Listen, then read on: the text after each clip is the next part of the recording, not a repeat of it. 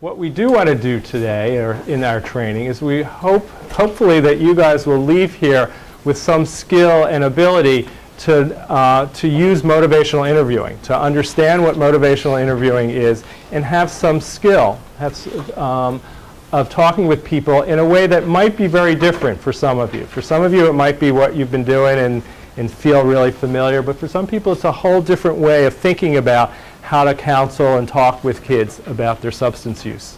So hopefully you'll have some good understanding of that and skill at that. Part of motivational interviewing is oars. Anyone ever hear of oars? So, okay. So an oar, if you're on canoeing down troubled waters, you're going to need an oar to help you out, and oars will help you.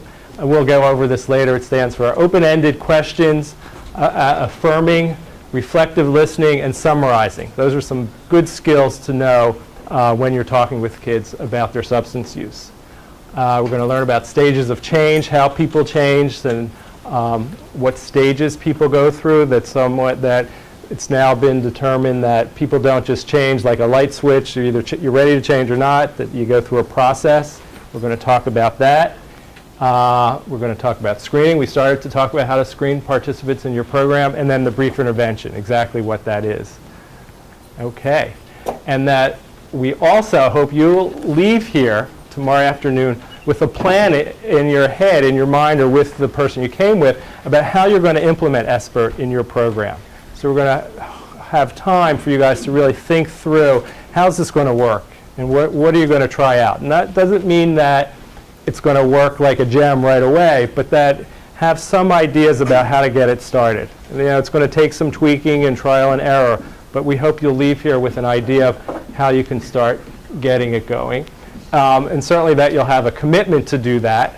And lastly, that you'll leave here with some excitement about SBIRT, and of course some ambivalence, because we're talking about change, and when we talk about change, there's always some ambivalence around change.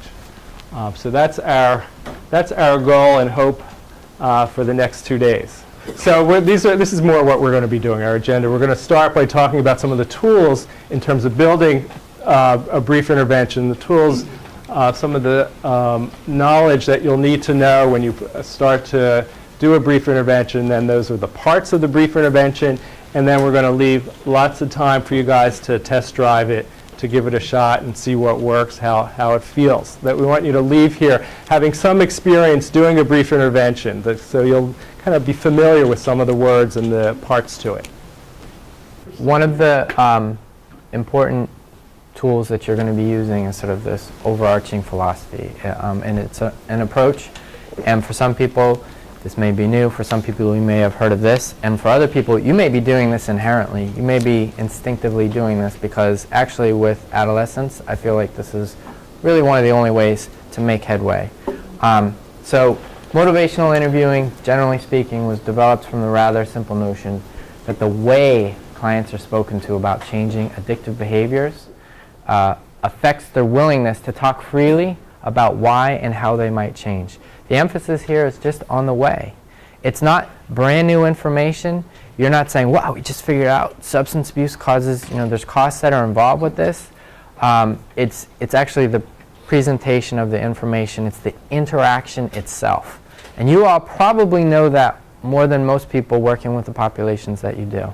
You may have staff who have been in your site who had a real strong heart about what they were going to do, and they just couldn't find a way to communicate with adolescents and didn't last long in the position.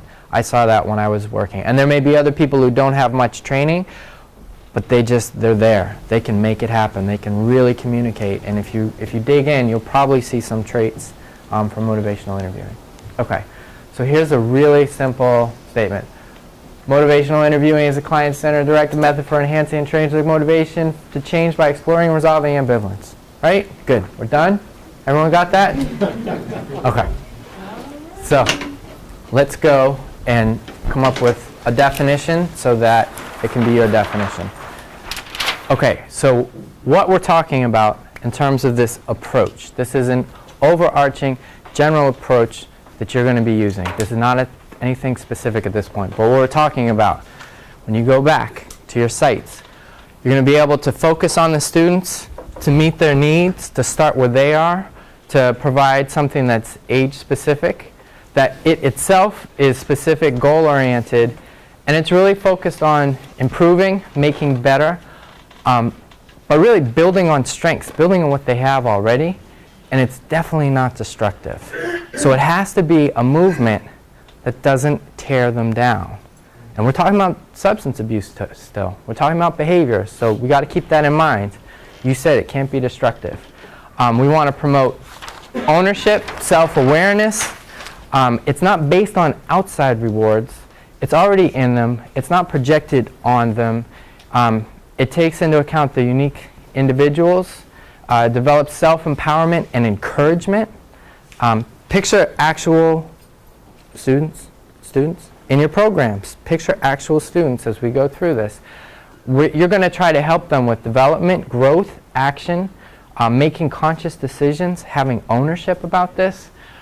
It may be new, it may be uncomfortable, it may be out of their comfort zone, but they will be brave.